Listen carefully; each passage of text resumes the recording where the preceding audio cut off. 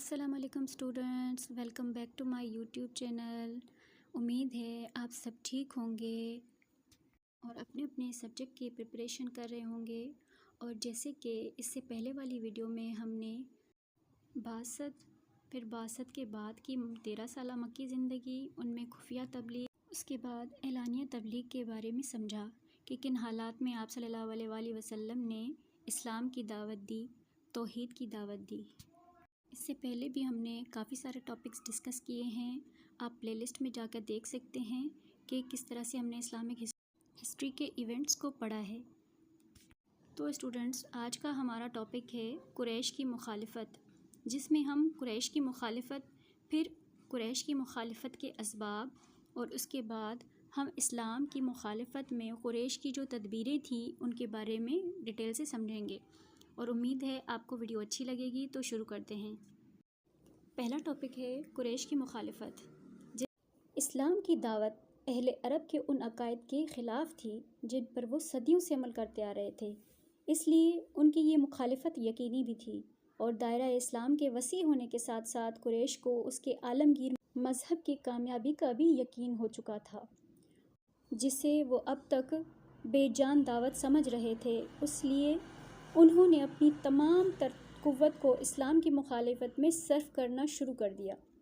اسی عرصے میں مسلمانوں کا حلقہ جو 4 افراد پر مشتمل تھا وہ 40 افراد تک ہو چکا تھا، اور آپ صلی اللہ علیہ وآلہ وسلم نے حرم میں جا کر توحید کا اعلان کیا تو قریش نے اسے اپنے لیے چیلنج سمجھ کر آپ صلی اللہ علیہ وآلہ وسلم پر ٹوٹ پڑے، جس میں حارث بن ابی رضی اللہ عنہ آپ صلی اللہ علیہ وآلہ وسلم کو بچانے کے لیے آئے اور جام شہادت نوش فرمایا، اور یہ حضرت حارث بن ابی رضی اللہ عنہ جو اسلامی تاریخ میں پہلے شخص تھے جنہوں نے اللہ کی راہ میں جان قربان کر دی۔ اور قریش کسی طرح بھی توحید کا پیغام قبول کرنے پر تیار نہ تھے۔ جیسے جیسے اسلام کا دائرہ وسیع ہوتا گیا، اتنی ہی ان کی مخالفت شدت اختیار کرتی گئی۔ تو آئیے اب ان اسباب کے بارے میں جانتے ہیں جن کی وجہ سے مخالفت شدت اختیار کر گئی۔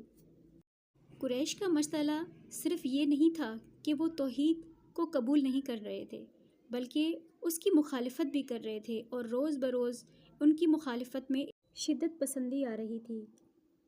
تو ڈسکس کرتے ہیں کہ اسباب میں پہلا سبب یہ ہے رسم و رواج اور عقائد، یعنی کفار صدیوں سے فرسودہ رسم و رواج اور عقائد کو مانتے چلے آ رہے تھے۔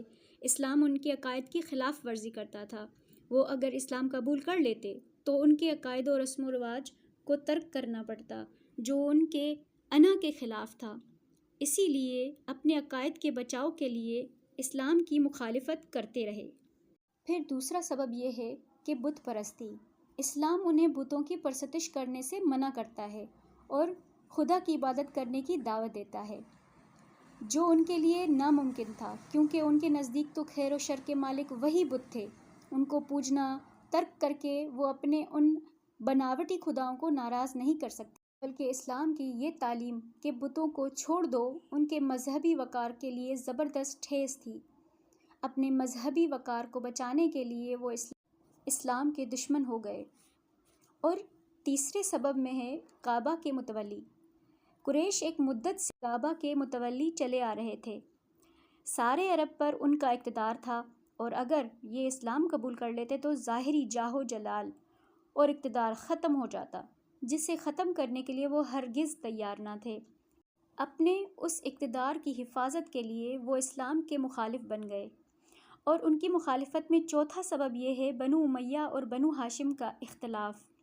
سارے عرب میں بنو ہاشم اور بنو امیہ ممتاز قبائل تھے، اسی وجہ سے ایک دوسرے کے پرانے رقیب بھی تھے، اور نبوت کا منصب اعظم جیسے کہ بنو ہاشم میں آپ صلی اللہ علیہ وآلہ وسلم بن عبداللہ بن عبد المطلب کو عطا ہوا، تو اتنا بڑا اعزاز بنو ہاشم کو ملا جسے بنو امیہ برداشت نہ کر سکے اور اسے اپنی شکست سمجھا، یعنی یہ وجہ تھی کہ سب سے زیادہ مخالفت انہی لوگوں نے کی۔ پانچواں سبب ہے دولت اور اولاد نرینہ، یعنی بیٹے کی اولاد۔ مخالفت کی ایک وجہ یہ بھی تھی کہ قریش اس بات کو نہیں تسلیم کرتے تھے کہ نبوت کا منصب ایک ایسے شخص کو مل سکتا ہے جو دولت اور اولاد نرینہ سے محروم ہے۔ نبوت مکہ یا طائف کے کسی رئیس کو ملنی چاہیے تھی، یہ ماننا تھا قریش کا۔ یہ ان کا خیال تھا، یعنی نبوت کے لیے امارات اور اولاد نرینہ ضروری سمجھتے تھے، اور آپ صلی اللہ علیہ وآلہ وسلم اخلاقی دولت سے تو مالا مال تھے لیکن دنیاوی دولت اور اولاد نرینہ سے محروم تھے۔ اسی لیے قریش نے آپ صلی اللہ علیہ وآلہ وسلم کو نیا دین پھیلانے سے روکا، لیکن جب آپ صلی اللہ علیہ وسلم نے ان کی اس پیشکش کو قبول نہ کیا تو وہ آپ صلی اللہ علیہ وآلہ وسلم کے مخالف ہو گئے۔ چھٹا سبب ہے عیسائیت سے اختلاف۔ عرب عیسائیت کے سخت مخالف تھے۔ انہوں نے اسلام کی تعلیمات کو عیسائیت کے فروغ کا ایک ذریعہ سمجھا، اور وہ عیسائیت کی تبلیغ کو روکنے کے خیال سے اسلام کے مخالف ہو گئے۔ اس لیے انہوں نے اسلام قبول کرنے سے نہ صرف انکار کیا بلکہ اس کے خلاف ہو گئے۔ ساتواں سبب ہے اخلاقی برائیاں۔ عرب ہر قسم کی اخلاقی برائیوں کا شکار تھے۔ اسلام انہیں انہی کی عادات و اطوار تبدیل کرنے کا حکم دیتا تھا، لیکن یہ برائیاں ان کی عادات میں رچ بس گئی تھیں۔ وہ ان کی زندگی کا ایک جز بن کر اتنی شدت اختیار کر چکی تھیں کہ وہ کسی طرح بھی ان کو ترک نہیں کر سکتے تھے، کیونکہ ان کی اخلاقی برائیوں کو وہ برائیوں کا نام نہیں دیتے تھے بلکہ ان کے اپنے عقائد و رسم و رواج کا نام دیتے تھے۔ ظاہر ہے کہ جب ان کو رسم و رواج تبدیل کرنے کا حکم ملا تو وہ سخت مخالفت پر کمر بستہ ہو گئے۔ آٹھواں سبب ہے معاشی خوشحالی۔ قریش کی معاشی خوشحالی کا دار و مدار جن چیزوں پر تھا، ایک تجارت اور دوسرا لوٹ مار۔ اگر وہ اسلام قبول کر لیتے تو خوشحالی کے دونوں ذرائع سے محروم ہو جاتے، کیونکہ لوٹ مار سے اسلام ان کو روکتا تھا، اور جن ملکوں سے تجارتی تعلق ان لوگوں نے قائم کر رکھے تھے وہ اسلام کے حریف تھے۔ اگر قریش اسلام قبول کر لیتے تو مسلمانوں کے ان حریفوں سے تجارتی تعلقات منقطع ہو جاتے، اور وہ اپنے عیش و عشرت کی خاطر نہ تو لوٹ مار ختم کر سکتے تھے، نہ ہی ان ملکوں سے تعلقات ختم کر کے اپنی تجارت منقطع کر سکتے تھے۔ چنانچہ اپنی خوشحالی کے ذرائع کو برقرار رکھنے کے لیے وہ اسلام سے انکار کرتے رہے۔ دوسرا سبب ہے خاندان کا غرور۔ قریش اپنے خاندان اور بزرگان کی شرافت پر نہایت ہی مغرور تھے۔ ان کو اسلامی مساوات اور اخوت کو قبول کرنا اپنے اور اپنے بزرگان کی ذلت محسوس ہوتی تھی، اسی لیے وہ اسلام کے مخالف ہو گئے۔ 10واں سبب ہے اعلانیہ دعوت۔ جیسے کہ آپ صلی اللہ علیہ وآلہ وسلم نے جب تک اسلام کی تبلیغ خفیہ رکھی تھی تب تک قریش نے مخالفت نہیں کی، شاید اسلام کو بے جان مذہب سمجھ کر، لیکن جب آپ صلی اللہ علیہ وسلم نے اعلانیہ تبلیغ توحید کی دعوت دی اور انہیں اپنے سامنے ایک مخالف ماحول نظر آیا تو انہوں نے مخالفت شروع کر دی۔ وہ اس پیغام کو قبول کرتے تو اس کا مطلب تھا کہ وہ اپنی شکست تسلیم کر چکے ہیں، اور یہ چیز ان کی خودداری کے منافی تھی۔ 11واں سبب ہے پوری زندگی کی تبدیلی۔ اسلام کا توحیدی پیغام اگر قریش قبول کر لیتے تو اس کا مطلب یہ تھا کہ وہ اپنی پوری زندگی کی تبدیلی کر لیں، کیونکہ اسلام کا پیغام ان کی پوری زندگی کی تبدیلی چاہتا تھا۔ اسلام انہیں جہالت کی تاریکیوں سے نکال کر روشنی کے رخ کی طرف موڑ دینا چاہتا تھا، لیکن قریش ان تاریکیوں سے نکل کر زندگی تبدیل کرنا ہی نہیں چاہتے تھے جس پر وہ ایک مدت سے چلے آئے تھے۔ اب 12واں سبب باپ دادا کا مذہب۔ آپ صلی اللہ علیہ وآلہ وسلم کی تعلیم سے ان کے باپ دادا کے مذہب پر ایک بڑی زگ پڑ گئی تھی، کیونکہ ان کے طور طریقے اور پوری زندگی ان کے آباء و اجداد کے مذہب پر قائم تھی۔ وہ اپنے آباء و اجداد پر یہ ضرب نہیں پڑنے دینا چاہتے تھے، اور اپنے آباء و اجداد کے وقار کو قائم رکھنے کے لیے اسلام کے مخالف ہو گئے۔ اللہ تعالیٰ کا ارشاد ہے، اور جب ان لوگوں سے کہا جاتا ہے کہ اللہ نے جو اتارا ہے اس کی پیروی کرو، کہتے ہیں ہم اس کی پیروی کریں گے جس پر اپنے باپ دادا کو ہم نے پایا ہے۔ یہ سورہ بقرہ کی آیت کا ترجمہ ہے۔ غرض کہ قریش کسی طرح بھی اسلام قبول کرنے پر تیار نہ تھے۔ اپنے وقار اور اپنے آباء و اجداد کی ان عزت نفس، اقتدار اور جاہ و جلال کے بچاؤ کے لیے وہ اسلام کی مخالفت کرتے رہے، لیکن آپ صلی اللہ علیہ وآلہ وسلم کو اپنا مقصد پورا کرنا تھا، راستے کی ہر رکاوٹ دور کرنی تھی، ساری دنیا کے رہبر بنا کر بھیجے گئے ہیں، انہیں بھٹکے ہوں کی اصلاح کرنی تھی۔ آپ صلی اللہ علیہ وآلہ وسلم اسی مخالفت ماحول میں بھی اپنا کام کرتے رہے۔ یہ 12 اسباب تھے جن کی وجہ سے قریش دین اسلام کی مخالفت کر رہے تھے اور توحید کے پیغام سے انکاری تھے اور اسلام قبول نہیں کر رہے تھے۔ یہ سوال بھی بہت امپورٹنٹ ہے، کبھی کبھی Karachi university as it is ہی سوال دے دیتی ہے، وہ کون سے اسباب تھے یا قریش کی مخالفت کے کون سے اسباب تھے۔ یہ 15 یا 20 نمبر کا ایک سوال بنتا ہے۔ اگر اسی طرح کے کانسیپٹس آپ سمجھیں گے تو اس کو آپ اپنے اون ورڈز میں بھی لکھ سکیں گے۔ زیادہ کوشش کریں کہ ان کو ٹاپکس کو ہیڈنگ ڈالنے کے بعد 3-4 لائنیں آپ اس کی ڈسکرپشن لازمی لکھیں۔ جتنا ہیڈنگ کو آپ اچھے سے ڈیفائن کریں گے تو اتنے ہی کوشچن کے مارکس بھی اچھے آئیں گے۔ اس کے بعد اسی کی کنیکشن میں اسلام کی مخالفت میں قریش کی تدبیریں ٹاپک ہم پڑھیں گے، جس میں ہم سمجھیں گے کہ بظاہر جو مخالفت تھی وہ تو ہم نے دیکھ لی، اس کے علاوہ قریش نے کس طرح کی تدبیریں کیں آپ صلی اللہ علیہ وآلہ وسلم کو اسلام کی دعوت کو روکنے کے لیے۔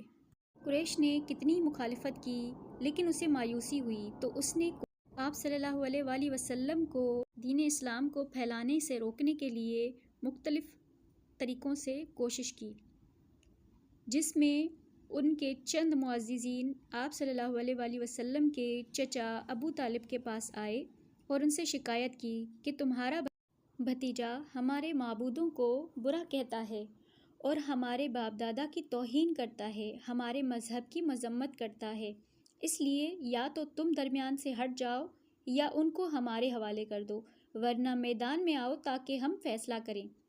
قریش کے اس غیظ و غضب کو دیکھ کر ابو طالب نے آپ صلی اللہ علیہ وآلہ وسلم کو بلایا اور کہا، بیٹا، چچا پر اتنا بوجھ نہ ڈالو کہ وہ برداشت نہ کر سکے، اپنی قوم کی مخالفت چھوڑ دو، جس پر قریش کا خیال تھا کہ ابو طالب کے زیر سایہ آپ صلی اللہ علیہ وآلہ وسلم نے پرورش پائی ہے، تو آپ صلی اللہ علیہ وآلہ وسلم کو اپنے چچا سے بہت محبت ہے، اس لیے ان کے کہنے سے وہ اسلام کی تبلیغ کو چھوڑ دیں گے، اس طرح یہ دین پھیلنے سے رک جائے گا۔ لیکن آپ صلی اللہ علیہ وآلہ وسلم کو اپنے چچا سے بہت محبت تھی، یہی وجہ تھی کہ اپنے چچا کی زبان سے یہ الفاظ سن کر آپ صلی اللہ علیہ وآلہ وسلم آپ دیدہ ہو گئے اور فرمایا، چچا جان، خدا کی قسم، اگر یہ لوگ میرے ایک ہاتھ پر چاند اور دوسرے ہاتھ پر سورج بھی لا کر رکھ دیں تو میں اس وقت بھی اپنے مشن کو نہیں چھوڑ سکتا، اس وقت تک جب تک یا میں کامیاب ہو جاؤں یا اسی جد و جہد میں قربان ہو جاؤں۔ یہ تھا آپ صلی اللہ علیہ وآلہ وسلم کا جذبہ، یعنی وہ ہر مخالفت کی صورت میں اپنے مقصد کو کامیاب بنانے کا عہد کر چکے تھے۔ اس لیے اس سلسلے میں آپ سلم نے اپنے چچا پر اپنے جذبات کا اظہار کیا، جسے سن کر آپ سلم کے چچا نے فرمایا، جاؤ، جو دل میں آئے کرو، میں کسی طرح تمہارا ساتھ نہیں چھوڑوں گا۔ اس کے بعد بھی قریش کی مخالفت کم نہ ہوئی، یہ ان کی تدبیر ناکام ہوئی تو انہوں نے اسلام کے جانصاروں کو مشق و ستم بنانا شروع کیا کہ شاید جسمانی تکلیف سے گھبرا کر اسلام کی تبلیغ نہ کریں، راستے میں کانٹے بچھاتے، عبادت کرتے وقت گندگی آپ کے اوپر ڈالتے اور اپنے ناپاک زبان سے آپ کی شان میں گستاخی کرتے، مسلمانوں کو تپتی ریت پر گھسیٹتے، غرض کہ کوئی ایسا طریقہ نہ رہ گیا کہ جس میں مسلمانوں اور رسول کو تکلیف نہ دیتے، لیکن اسلام کے ان شیدائیوں کی زبان پر کوئی حرف شکایت نہ آتا، اور رسول اللہ تو شروع ہی میں صابر اور شاکر تھے، ان کی تمام ترائزہ رسائیوں کے باوجود بھی وہ اپنے مشن کو آگے بڑھاتے رہے۔ قریش کی طرف سے اتنی تکالیف دینے کے باوجود بھی اس وقت بھی آپ صلی اللہ علیہ وآلہ وسلم کی زبان سے ان کے لیے کوئی بد دعا نہ نکلتی، بلکہ ان کو راہ راست پر لانے کے لیے ہمیشہ دعا ہی کرتے۔ اسی میں بھی کامیابی نہ ہوئی تو قریش نے حضور صلی اللہ علیہ وآلہ وسلم کو اپنے پاس بلا کر سمجھانے کی تدبیر پر عمل کرنا چاہا اور آپ کو کہلوا کر بھیجا کہ سرداران قریش آپ سے بات کرنا چاہتے ہیں اور کعبہ کے اندر جمع ہیں۔ آپ صلی اللہ علیہ وآلہ وسلم تشریف لے گئے۔ قریش نے اپنی گفتگو سے رسول اللہ کو اپنے دین کو پھیلانے سے روکنا چاہا، لیکن رسول اللہ نے ان کی ہر بات کا جواب دیا کہ وہ اس مقصد کے لیے دنیا میں نہیں آئے ہیں۔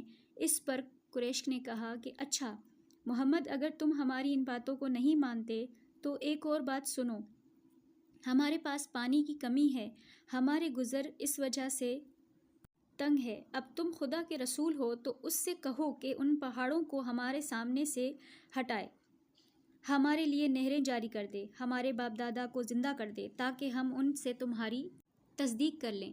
رسول اللہ نے فرمایا، میں ان کاموں کے لیے رسول بنا کر نہیں بھیجا گیا، میں تو توحید کی تعلیم کے لیے رسول بنا کر بھیجا گیا ہوں، اور میں نے خدا کے پیغامات تمہیں سنا دیے ہیں۔ اگر تم اس تعلیم کو قبول کرو گے تو یہ تمہاری دنیا اور آخرت کے لیے سرمایہ ہے، اور اگر رد کرو گے تو خدا کے حکم کا انتظار کروں گا، اور جو کچھ اسے تمہارا اور میرا فیصلہ کرنا ہوگا فرمائے گا۔ ہر لمحہ، ہر گھڑی قریش کی سوچ آپ صلی اللہ علیہ وآلہ وسلم کو اپنے دین کو پھیلانے سے روکنے کے لیے ایک نیا راستہ ڈھونڈتی رہتی تھی۔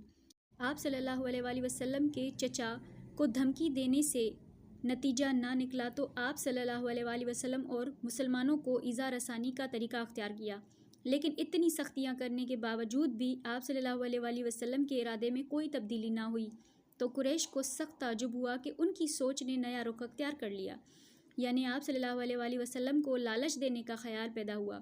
ان کا خیال تھا کہ یہ سب کچھ آپ صلی اللہ علیہ وآلہ وسلم دولت، عزت اور نمود کی خاطر کر رہے ہیں، لیکن اس لیے چند افراد آپ صلی اللہ علیہ وآلہ وسلم کے پاس پہنچے اور کہا، محمد کیا چاہتے ہو کہ مکہ کی ریاست، کسی بڑے گھرانے میں شادی یا دولت؟ جو چیز چاہو تمہارے لیے فراہم کر سکتے ہیں، لیکن تم ان باتوں سے باز آ جاؤ۔ یہ تدبیر تھی قریش کی آپ صلی اللہ علیہ وآلہ وسلم کو دین اسلام کی تبلیغ سے روکنے کی۔ اس کے جواب میں آپ صلی اللہ علیہ وآلہ وسلم نے سورہ حم کی چند آیات تلاوت فرمائیں۔ قریش کا معزز فرد عتبہ، جس نے تمام چیزوں کا لالچ آپ صلی اللہ علیہ وسلم کو دیا تھا، بہت متاثر ہوا اور واپس آ کر قریش سے کہا، محمد جو کلام پیش کرتے ہیں وہ نہ سحر ہے، نہ کہاوت، نہ شاعری، وہ کچھ اور ہی شے ہے۔ اس سے بہتر کلام آج تک میرے کانوں نے نہیں سنا۔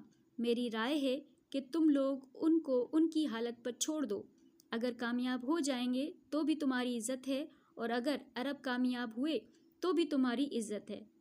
یہ تدبیر بھی قریش کی ناکام ہوئی، اور ان کا یہ خیال بھی غلط ثابت ہوا کہ آپ صلی اللہ علیہ وآلہ وسلم کسی نام، نمود و نمائش کی خاطر ان کے مذہب کے مقابلے میں نیا دین قائم کرنا چاہتے ہیں۔ اس ناکامی نے بھی ان کے غصے کو اور تیز کر دیا۔ تو اسٹوڈنٹس، یہ آج کا ٹاپک تھا جس میں ہم نے قریش کی مخالفت کے اسباب اور ان کی تدبیریں آج ہم نے سمجھی۔ مجھے امید ہے کہ آپ کو ٹاپک سمجھ میں آ گیا ہوگا اچھی طریقے سے۔ اگر اس کے پہلے والی آپ کو ویڈیوز دیکھنی ہیں تو پلے لسٹ میں ڈسکرپشن میں لنک دیا گیا ہے، آپ وہاں پر وزٹ کر سکتے ہیں۔ تو آج کے لیے اتنا ہی، پھر ملتے ہیں نیکسٹ ویڈیو میں۔ اگر ویڈیو اچھی لگے تو شیئر کریں، لائک کریں، اور جنہوں نے سبسکرائب نہیں کیا وہ سبسکرائب کریں۔ تب تک کے لیے اللہ حافظ۔